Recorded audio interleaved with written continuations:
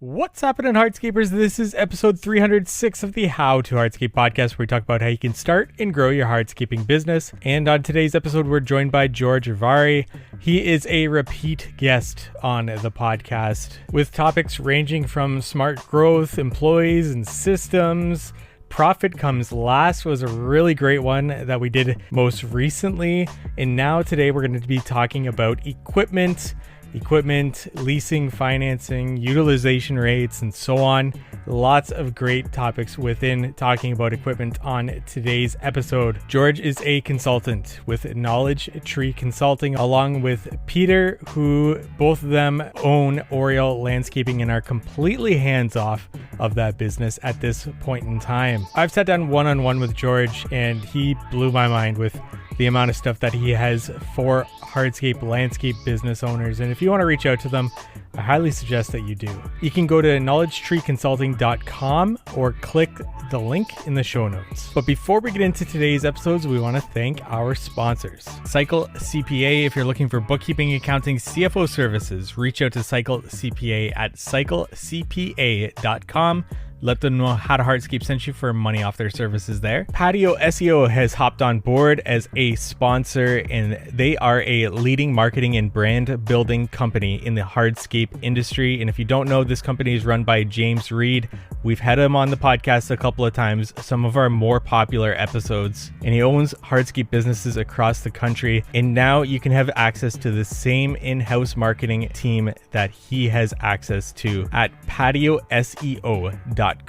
So if you're looking for a killer website, targeted ads, or data-driven strategies to grow, check them out at patioseo.com. And if you're looking for software to dive into this season, check out the How to Hardscape headquarters software, where we help you budget, estimate, job costs, time track, schedule, manage your employees, use our installation courses as training and onboarding tools, monitor your employees' progress throughout those courses, or even create your own courses, quizzes with those courses, certificates of completion, and now we have a points gamification tool where if your employees complete those courses, they get a certain number of points. If they remember to clock in on time, they get a certain number of points. Clock out at the end of the day, they get a certain number of points, and various triggers throughout the software that rewards your employees with points to help you create a incentive program for your employees using this, whether monthly, quarterly, whatever it looks like in your business. But if you want to learn more about this, go to hthheadquarters.com, learn more about our features, or book a demo right there. And without further ado, let's get into today's episode with George. Today, we're joined by George Urvari, consultant officially for the past 5 years, Knowledge Tree Consulting, completely hands off of his business, Oriole Landscaping. George, thank you so much for your time. You're our most consistent repeat guest on the podcast, so thank you so much for giving back to our audience. George, welcome to the show again. Well, thanks, Mike. I'm honored to be back. George, we're going to be talking about equipment today, the thing that everybody in our industry loves to talk about consistently, but more so on equipment. And, you mentioned in the last podcast almost being like an equipment dealership, the way that you're able to flip equipment, make money on equipment, and so on and so forth. So this is going to be a great one. I actually heard you talk about it in the past, and I wanted it to live on the How to Hardscape podcast as well. So, George, where do we get started with talking about equipment here? Awesome. So the first thing that I would tell you is not only you're a landscaper, but you're also an equipment dealer. You buy and sell equipment, and that's part of your business. You just don't know it yet. And when you get bigger, you start to realize there's actually a lot of money to be made on that. And where that shows up is on your gain or loss on sale of asset. So when you have to pay tax on your assets, that means that you are really, really managing your equipment costs well. And so the trick is to buy equipment, use it for the right amount of time, sell it just before it takes the depreciation dive, and then capitalize on the sale. Now, we've taken that to extremes in our company. What we do is we'll buy a piece of equipment for 4 or 5 years. We'll keep it for 4 or 5 years. We have a bunch of different strategies. And then what we'll do is we'll lease it out to our tenants. So I pay for it in 4 years. Then I get leasing income for 2 or 3 or 4 years, and then I sell it. So I become a leasing business at, 8 or 9% interest. And I still own the asset. I don't have to worry about any of the repairs. And then I flip it for a premium.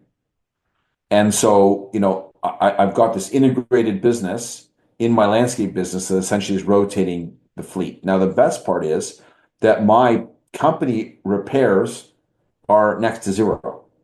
I have almost no downtime and I make money on my equipment. Now, there's a couple of rules that I have. You got to buy the best.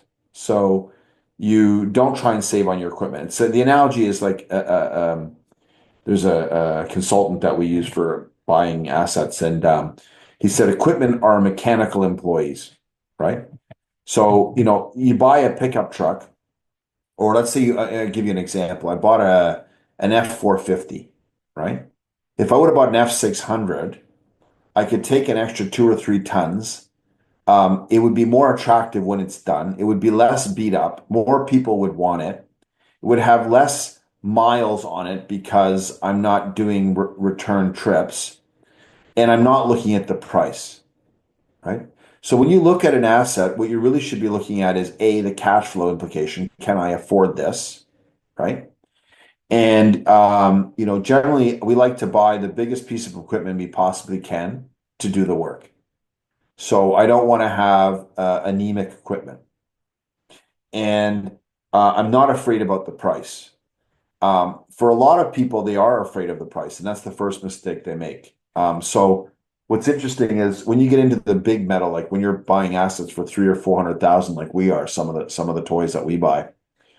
If I had that afraid mindset of spending 400 grand, I would never do it. I know I can sell a $400,000 asset because it's just another level where people are playing another level, buying bigger toys, and they sell. They sell at auction. We never sell at auction. We always sell personally. Um, and I recommend, I'm going to go on a tangent here, but I recommend you always sell something at the right time. So, we talked about strategy in the earlier session. Part of your strategic planning is knowing exactly what you're going to sell, when you're going to sell it, a year before you're going to sell it, and the date and the win and the plus minus at what you're willing to sell it at, and then making sure it actually gets posted to be sold, right? So you can make 10 grand extra selling privately compared to auction. Why wouldn't you do that? Like if it takes you 5 hours, can you show me a better return on your time? You can't, right? But most people don't have a strategic plan to buy and sell. They're afraid of paying too much. I'm afraid of paying for something inadequate. And I also, the second something causes me any grief, it's gone. Like if I don't trust it, like my employees, it's got to go. There has to be implicit trust in my equipment, just like my people. And so that's a huge thing. I'll tell you a quick anecdote on my stupidity when I first started to save money. So my business partner and I both bought back in the day the GMC, I think the Sonomas or whatever. They were small pickups. We both bought four-wheel drive. I want to save money, so I bought Standard back in the day. Nobody drives Standard anymore, but I bought Standard and I bought no air conditioning, right? Because I saved whatever 2 grand or something or 3 grand back in the day. And so, one day I get stuck in traffic, and it's like 30 degrees out, and I am literally dripping sweat. And I'm having to change gears for like 3 or 4 hours to go 2 miles. And I'm like, I'm never buying a Standard ever again, like right then. And by the way, I'm never going to buy no air conditioning, right? So then I go to sell the vehicle and I post it privately. And the call is, does it have air conditioning? No. Hang up. Is it automatic? No. I couldn't sell the thing. So I ended up trading it in I was surprised they took it. But anyway, I got a bad deal on it. And my business partner never sweat, never had to struggle. Oh, and it gets worse. I clearly suck driving Standards, so I had to go through $1,000 clutch like a year later, right? So I didn't save any money. And so, now when I consult companies in the big leagues and like, oh, we're going to buy Standard, I'm like, hell no, you're not. You're going to buy an automatic. You're going to pay the extra 20 or 30 grand for that transmission. Never going to repair it. And you're going to be able to get less experienced drivers to drive your truck. And you're going to pay them $2 less an hour, and that'll make up for the 30 grand. So this all goes back to strategy. We talked about strategic thinking earlier. What's my strategy? So one thing that is terrifying for small businesses that are in growth mode that don't have a strong balance sheet and need that piece of equipment. And so let's say I'll give you an example of a client right now. They have three choices. They've got a choice between a used truck for $30,000 or $40,000 from one of my clients. Actually, there are two clients. There's another F 550 for 120 grand. And then there's an F750 with hydraulic brakes. And I recommend hydraulic brakes because you need another endorsement for the licensing, which is way harder to get in Canada. In Canada, if you buy an F750, you can down license it to drive it with a G license. So that's your regular non-CLD license. And so that's 170,000. And so we did the math on 5 years, what the monthly difference is. And the monthly difference is about $855 a month. Okay. So from a cash flow implication. Okay, so for the 855 compared to the F 550, how many trips am I going to save because I didn't have to go twice somewhere? And then how many miles am I going to rack up because of that? Okay, so let's say the difference is say $400 or $500 that I save. So the difference is $300 difference between the F450 and this, F750. Everything's the same. Okay, so $300. Now, which truck am I going to be able to sell for more money? The F550 or the F750 5 years from now in terms of depreciation? And the answer is I'll be able to sell the F750 for more money. Okay, so it's a better deal. It's only going to cost me $300 more, but I'll make it up on my balance sheet. But if I just look at the cost on the income statement, I only see $300, but I'll make that up on my gain on sale of asset. And by the way, it's probably even more money than that, right? So we're worried about the cash flow, which is a serious consideration, right? But really, it's not going to make a difference. So then the question is, will that 850, even if it was just 850, can I afford that on cash flow? And the answer is yes, you can. So why wouldn't you do it? Now, let's say something really bad happens. I got to sell the truck. So I sell the truck. I bought it for 170 and I sell it for 155 a year later. So what? And Bob, by the way, I should have probably costed that truck for that amount of money anyway in my ROI calculations, right? And so it really didn't cost me anything. And I'm so worried about the cash flow and I'm so worried about the price that I lose sight of I'm actually going to make more money if I went with a bigger truck. Now, the alternative was the used truck, okay, because I'm afraid. So what I did is I said, okay, you can buy that used truck, but the deal will be that you're going to pay, I think it was like 30,000. I said, you're going to pay 20,000 and then you're going to pay the last 10,000 in 4 months because if the truck is a nightmare and a lemon, it's coming off what you're paying. So I can structure a deal to cover my butt because I'm afraid of the price. And this is where it can get creative. And so, because if it breaks down, I have a truck now that doesn't work. And if it works out, I bought myself a truck for a year that I'm actually going to charge way more than what the price was to my customers. And I take a little bit, I de-risk the exposure to debt, I would say. So the dilemma is if you finance, it's a lot easier to sell something rather than lease. If you're a lease, you're kind of stuck in there, right? You got to keep going. But if you own it, you can just sell it and then pay off the debt. So the question is, do I lease? Do I finance? Do I pay cash? Those are all great questions. 1 year, and I'll step back in my history. One of the things I did was I was actually struggling. We were really working hard, making no money. So I decided to raise my price till no one hired me.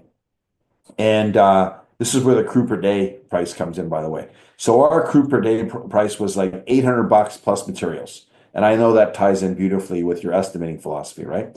So material and equipment is X per day plus materials. That's how we priced. And if I did this for 5 days, here's the price.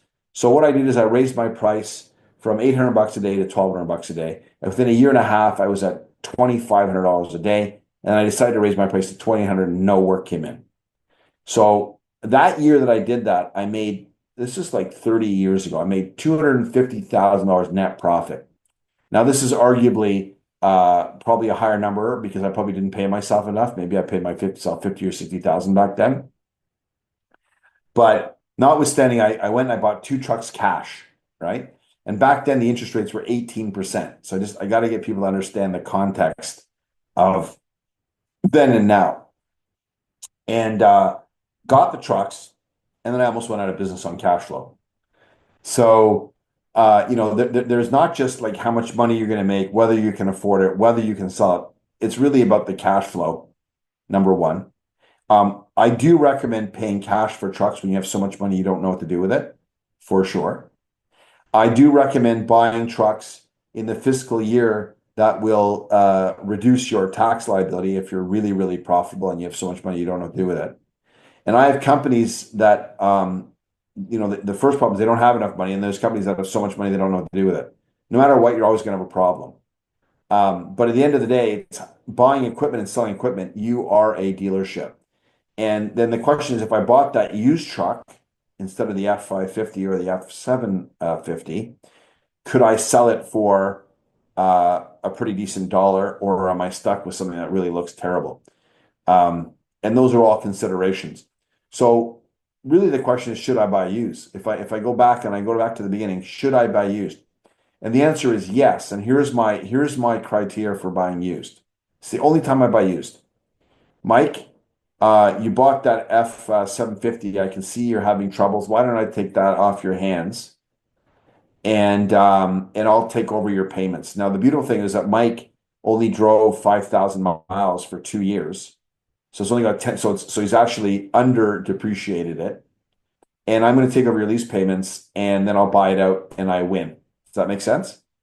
And you have all the service records. And the reason you are selling it is because you can't afford it, or it's too much truck for you, or you know what, you should have got a triaxle and now you regret it. Okay. So I'm happy to buy that situation. The other situation I buy is I have 10 trucks and I need a backup truck. Okay. So then I'll go and find a truck that is going to be a backup that I don't want to put big bucks out on, and I probably don't need, but I can't rent a truck to replace it.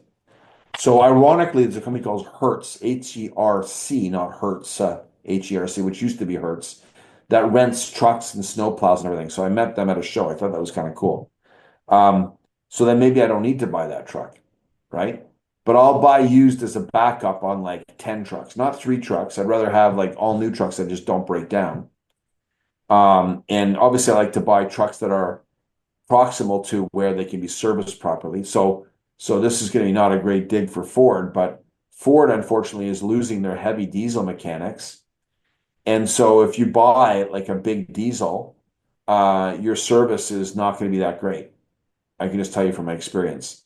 And so some of the other brands are benefiting from that, like Isuzu and International and companies like that. But those are all the considerations that I take into account when I buy and sell equipment.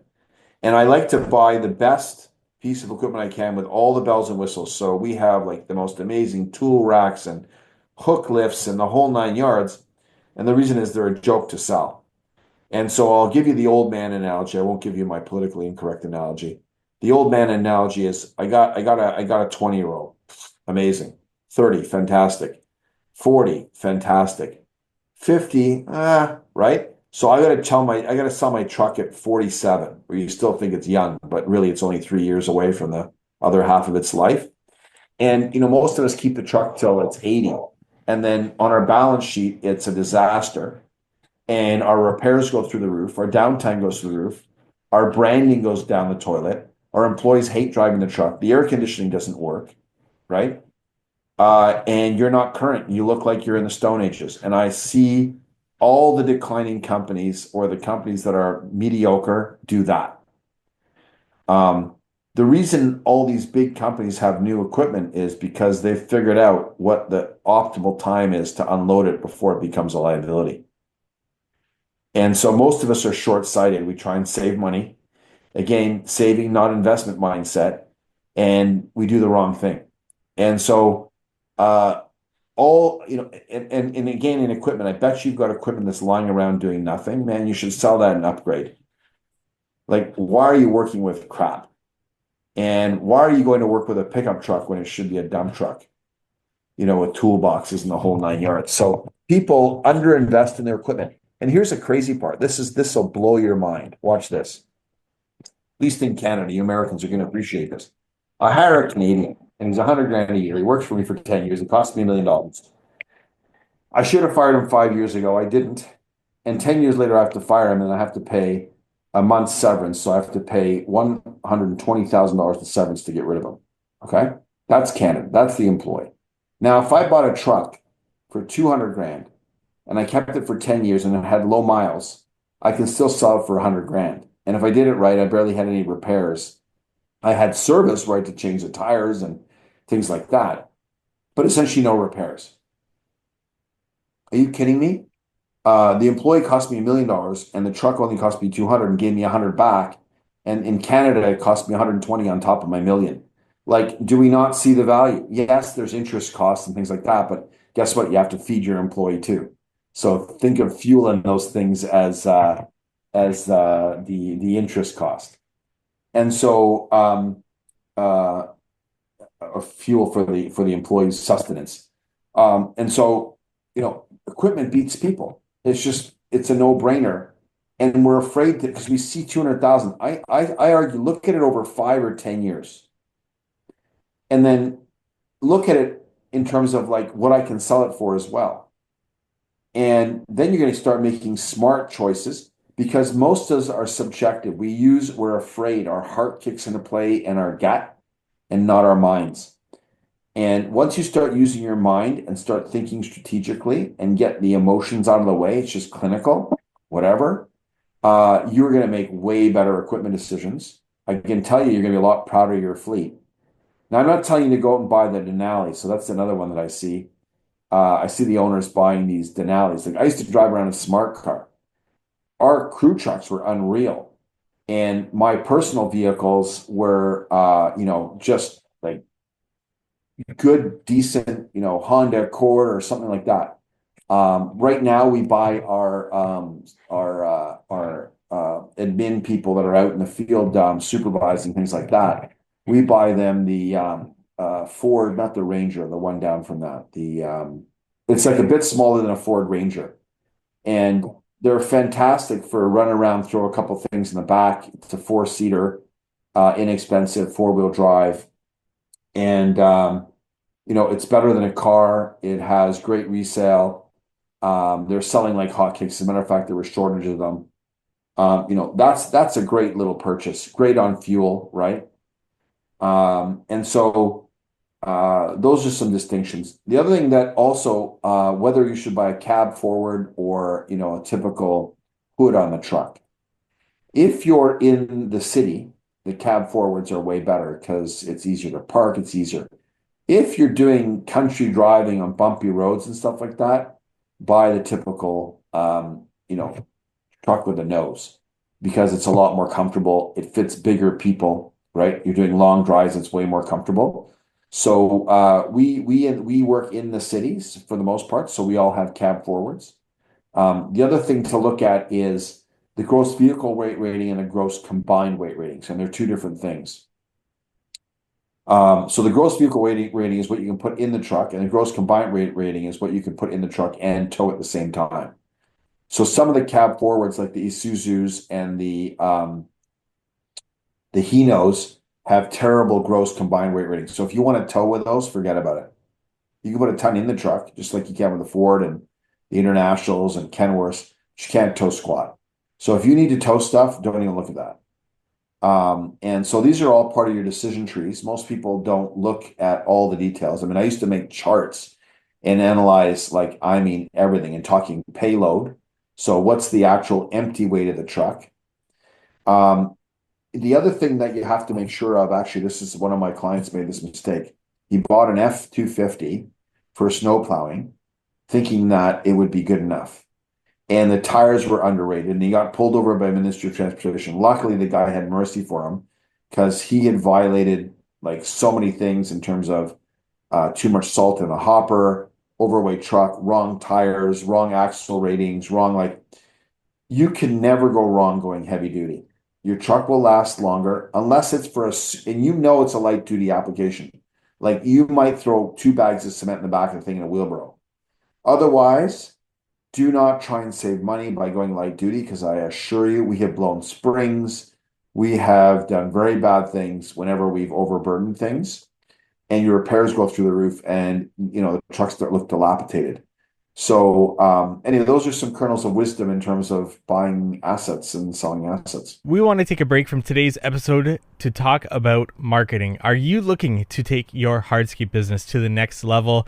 Well, this is brought to you by Patio SEO, the leading marketing and brand building company in the hardscape industry. And if you don't know, this company is run by James Reed, who owns multiple hardscape businesses across the country. And here's the kicker. You're not just getting access to any team. You're getting access to the very team that helped grow James's own companies, plus hundreds of others in the industry. Whether you need a killer website, targeted ads, or data-driven strategies to grow, Patio SEO has got you covered. They've been in your shoes and know exactly what works. We've had James Reed on the podcast a couple of times, and they're some of our more popular episodes, talking about branding, talking about how he's built companies across the country. And with that, he needs lots of leads, which means he's had to perfect his branding and marketing. And now you can have access to that same in-house team that he has access to for his own hardscape company. So if you're ready to build your brand and see some serious growth, check them out at patioseo.com. That's patioseo.com, or follow James on Instagram at road to 100ms. That's road to 100ms. Let's get your business the attention it deserves. Now back to the episode. Definitely. And once again, lots of questions here written down. How do you know when the right time is for, especially when you're just like buying it? Because, companies that are still young, maybe they're just getting into their first skid steer or piece of equipment. How do you know when to sell something and to incorporate that into your budget, especially to recover your numbers on that? Do you guys have, I'm sure as long as you guys have been in business, you guys kind of got good amount set markers for when to start to think about selling something. But how do you go about calculating that, especially when it's just your first time owning that piece of equipment? Okay, so there's analytics and there's conceptuals, and I'll talk about conceptuals first. So excavators take less abuse than track loaders. So you can keep an excavator a lot longer. There's less wear and tear on them. It's that simple. Track loaders, we like to sell well before the undercarriage job happens. So let somebody else take on that undercarriage nightmare. And so that's probably depends on your abuse factor, but somewhere between 2,000 and before 2,000 and 3,000 hours, depending on how abusive you are with your machine, what kind of soils or sands or gravels you're driving in. The other thing that we look at is years, right? So there's years and then there's mileage. So anything over 10 years is people don't want to touch. It's like now you're getting the people at the cheap end of the barrel. So you'll never get a premium.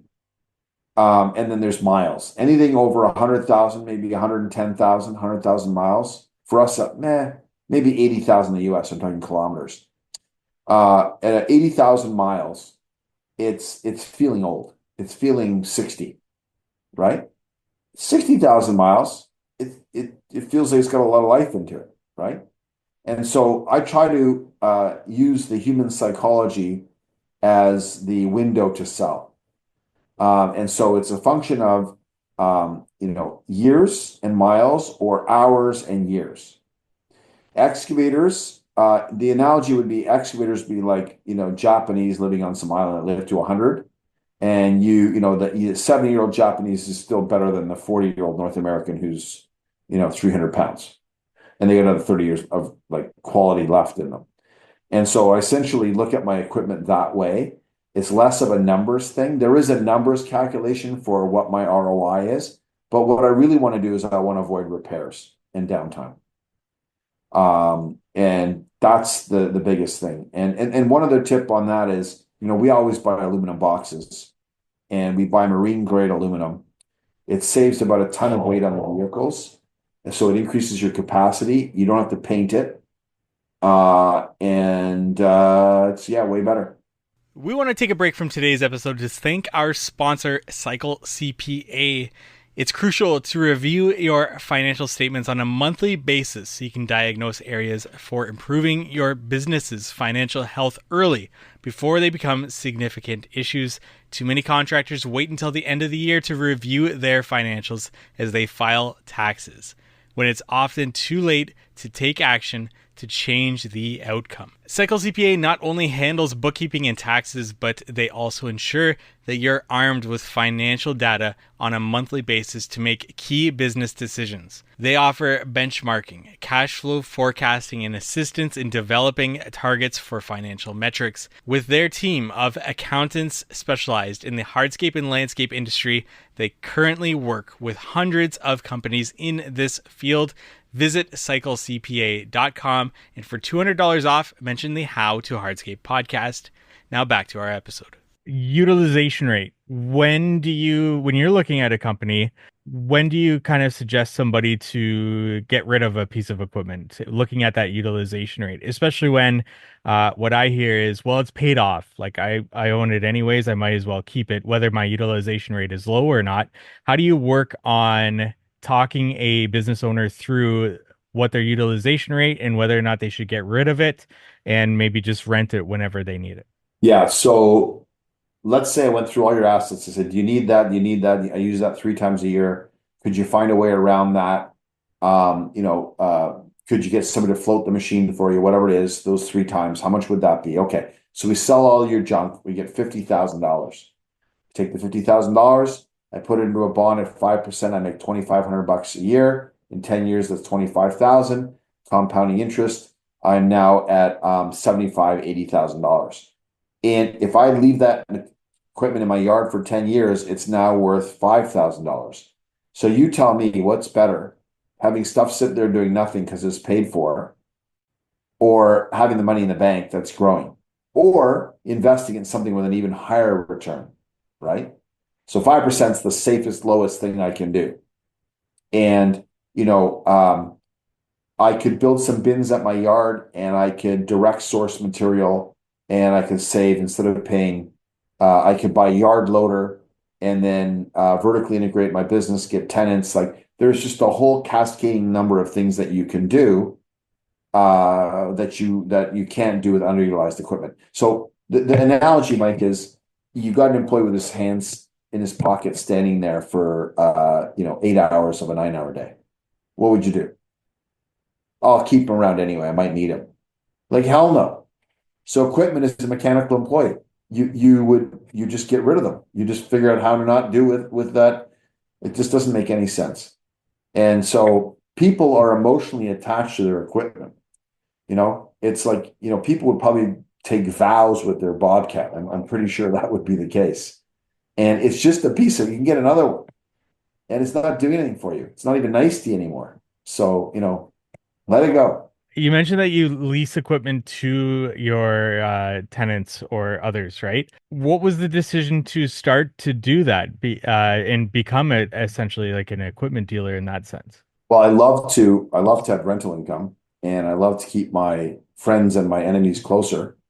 So I'm going to make money off them in rent, and then I'm going to make money off them selling them materials, and I'm going to make money off them leasing them my equipment. And so, and it's convenient for them. And so it's a win-win for everybody. I'm not selling them junk because I'm selling them a 40-year-old, not a 70-year-old. So then my next question to that is, was that an opportunity that presented itself to you that you decided to do? Or was that something that you presented those tenants and clients that, hey, I can lease you this equipment? Or did they come to you and say, I need equipment, blah, blah, blah, but I need to lease it. And then you took that opportunity? Well, it gets better, Mike, because now we're on the vertical integration topic.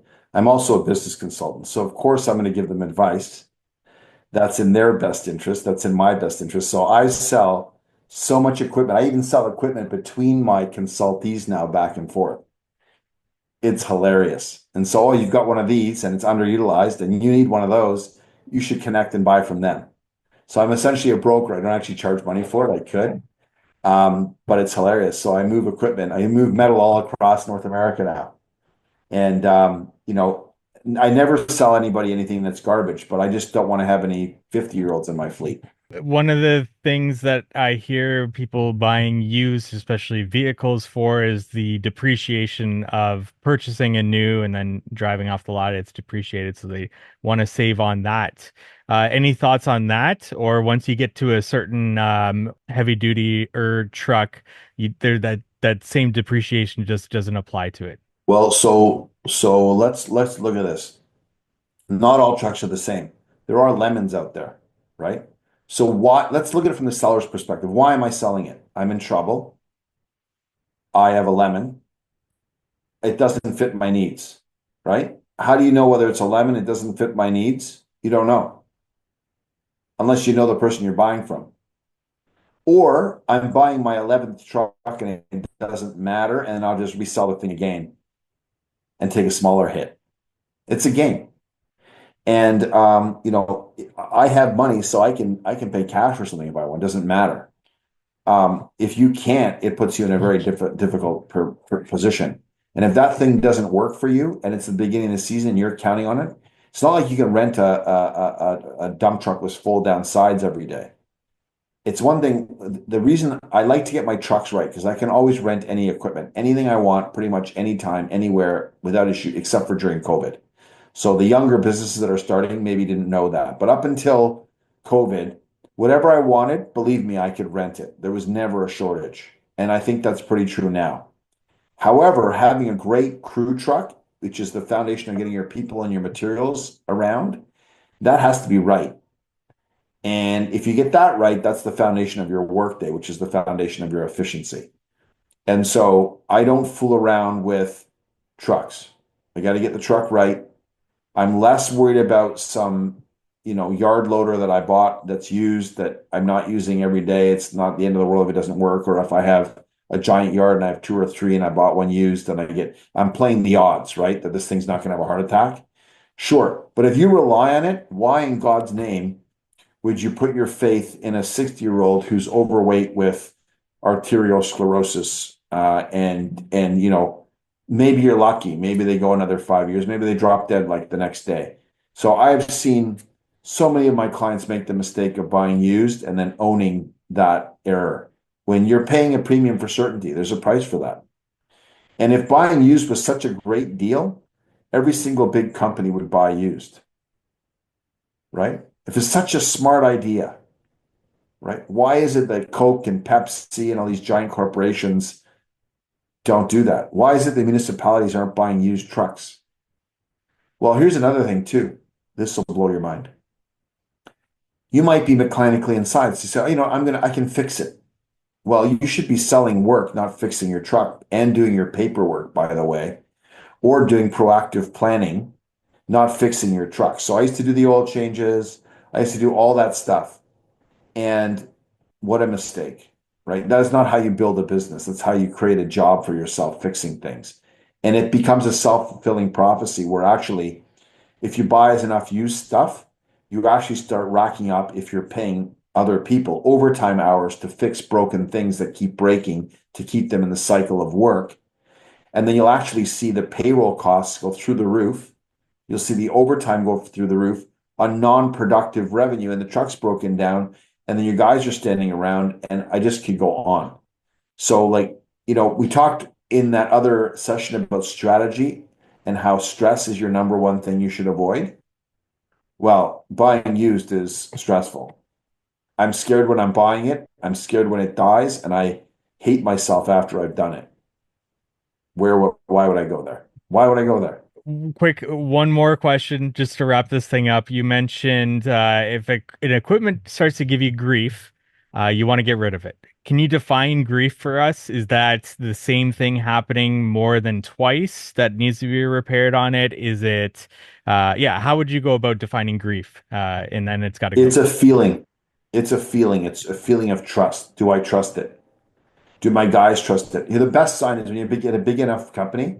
Hey, why is that loader sitting here? Nobody wants to use it, right? Well, why don't they want to use it? Well, right? I'm sure in some of the companies that are listening to this podcast, they could walk around and there's that one old Nelly there that just she or he is not leaving. And no one, it's like it broke down on them when they were offloading on the trailer, or you know what I mean? Like they just don't trust it. It comes down to trust, and it is subjective, right? It could be that you did that fix for it. Although I got a Peterbilt story for you. I had a Peterbilt and a triaxle truck. And this is, by the way, don't buy anything between 2012 and 2019. Okay. Because that's where all those DEF nightmares were happening. So those of you that are buying used, please, you can buy prior or after, but not during. Okay. If anything that had the DEF thing cost me 100 grand in repair bills, not including my downtime. Okay. And they had the fix for it. I'm like, no, I'm out of here. I sold it. It took me 4 months. The auction was going to give me 80,000. I sold it for 135,000. It cost me 20 to get it going again. Okay. And so I'm like, I don't trust it. And here was the phone call again, Mike. Watch this. What kind of engine does it have? Yeah, no, we don't want the PACCAR. What kind of engine does it have a Cummins in it? No, hang up. No, hang up. What kind of transmission? Eaton full. Yeah, we don't want it. So I should have paid for the Cummins and I should have paid for the Allison, and I probably would have had half the problems. Would have saved myself 50 grand and sold my truck faster. So the guy who bought it didn't know trucks, right? And guess what? There's a ton of people who buy trucks because they're going for a deal, Mike. They're going for a deal. They're not going for value, and they end up kicking themselves. And then you know what the scariest part is? They do it again, Mike. They do it again thinking, I'm going to get lucky this time, right? It's insanity. Might as well go to Vegas. You got more luck in Vegas. I can tell you that right now. Go down there with your 100 grand, go to the blackjack table, and 49.51 odds, you could walk away with 200 grand. Or you could walk away with nothing. Your choice. Beautiful. George, another great episode in the bank here. Where can our audience go find out more about you, Knowledge Tree Consulting? Where do you want to send them to? Yeah, so if you can send me an email at george@ktc.biz, that's the best way to get in touch with me. And it'd be an absolute blast helping your businesses get better. And for our audience, link to Knowledge Tree Consulting is in the show notes. So you can just go in, click it, and find out more about them there.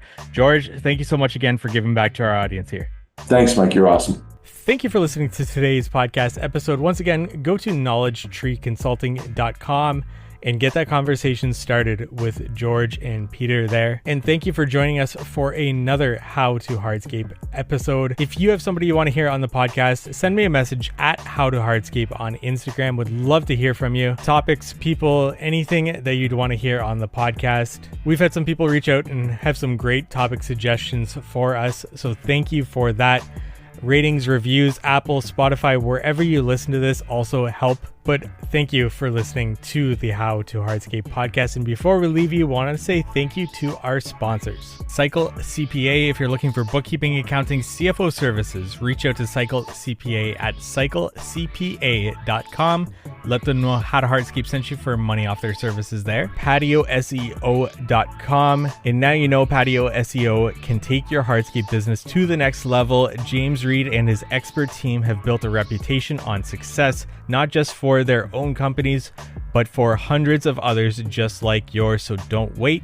Visit patioseo.com to learn more and get started. But also be sure to follow James's journey on Instagram at Road to 100Ms. That's Road to 100Ms for behind the scenes tips and insights. And I do recommend checking that out and following along to that. Ready to build your brand? Patio SEO is here to help you every step of the way. And we look forward to meeting you next week on the How to Hardscape podcast.